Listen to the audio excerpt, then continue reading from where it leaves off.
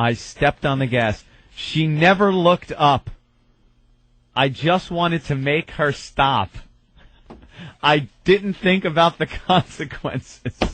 He just wanted to make it stop. That voice in his head. Just make it stop. That voice. Parking ticket. Back. Stop. Back. I told you so. Just holding on to the running board. Probably turned and looked at her face pressed against the window. What are you doing? I told you. Where are you going? Get back here.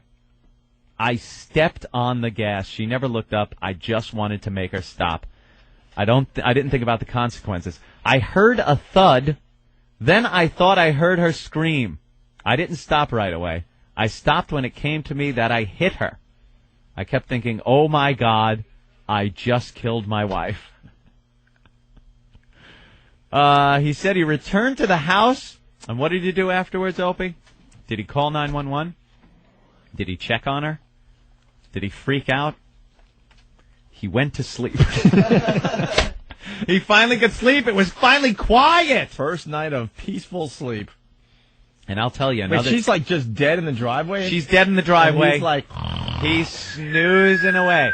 Let me tell you another treat that some guys have to go through. I gotta go to sleep, but there's a fight going on. You're in bed. You have to get up for work. You're in bed. Is this a real story? Trying or to this sleep. Something that you've heard? Let's just say I might be familiar with this certain situation. All right, I'm going to go sit back over here for a while. There's been a drunken argument. You're trying to rationalize, but it's like rationalizing with a pumpkin or a porcupine or a cactus. You know, try to rationalize with it. It's not going to listen. So you finally decide it's time for bed. Yeah. It's time for bed. You got to sleep. My God, you got to sleep. It's 6 a.m, and you're going to bed. Climb into bed. You're all aggravated, but maybe you could just relax long enough and go to sleep. From downstairs. Fucking idiot. Son of a bitch. Why the... God, son of a fucking prick. Goddamn son of a bitch. Oh, never lift a fucking word out. You son motherfucker. Oh now you're trying to sleep. Holy yes, even Jim's uncomfortable. Now you're trying to sleep. And this is all going on, and you're trying. I hate these stories. And you think in your head, do I just lay here and hopefully fall asleep?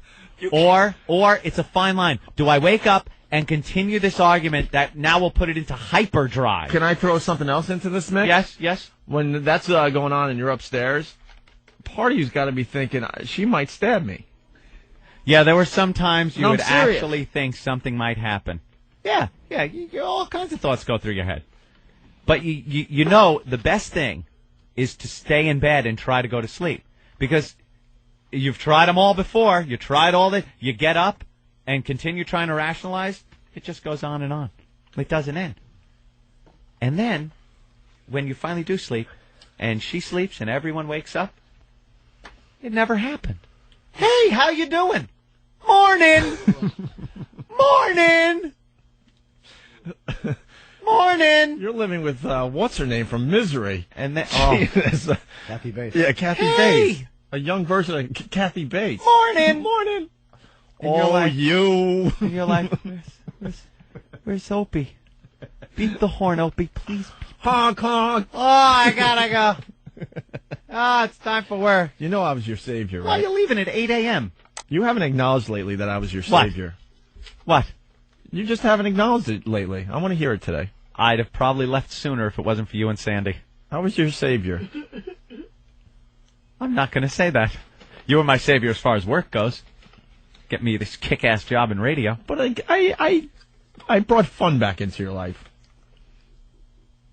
I'm really assessing this. Hold on.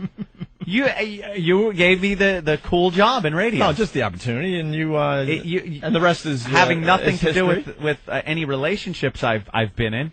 I don't think that really fits, Opie. I don't know, because I don't think you would ever got divorced. Are you insane? Well, you talked about how you couldn't get divorced for a while there. Why? Wait, how many? Didn't you want to get divorced way before you did? Yeah.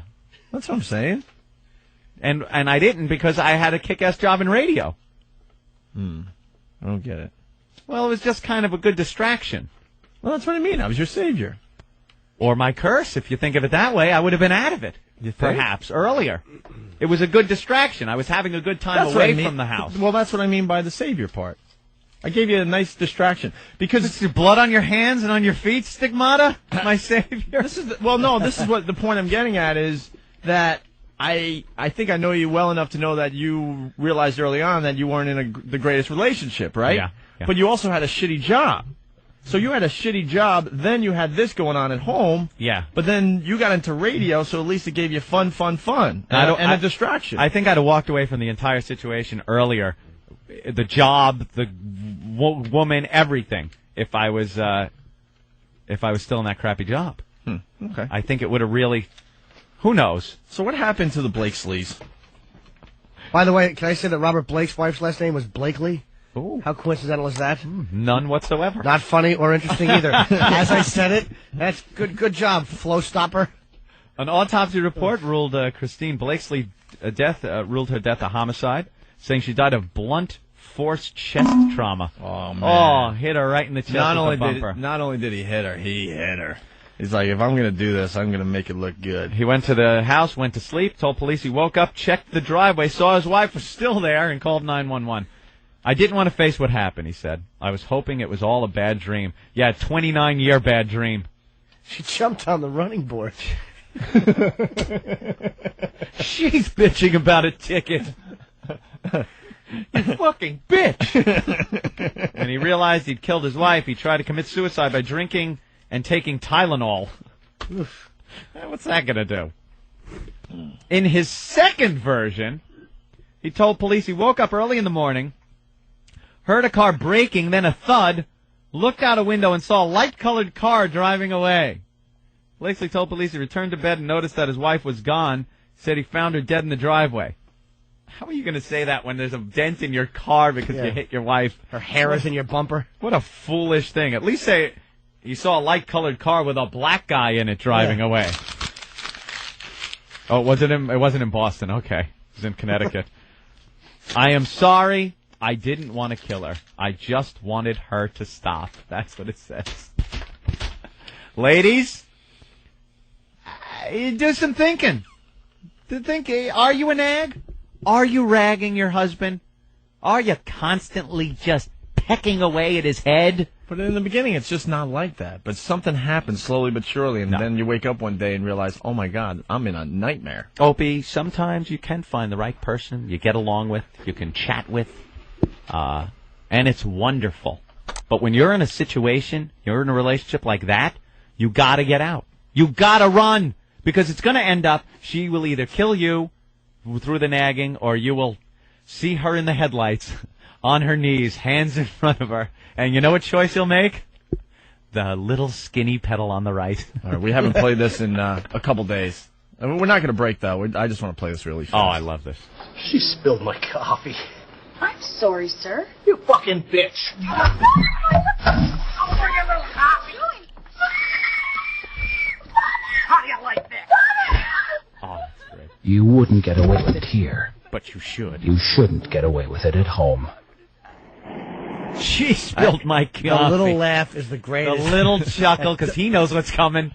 He's laughing because he's the only one that knows what's coming. I'm sorry, That sir. coffee spilling bitch has no clue she's getting that in the face. Her just desserts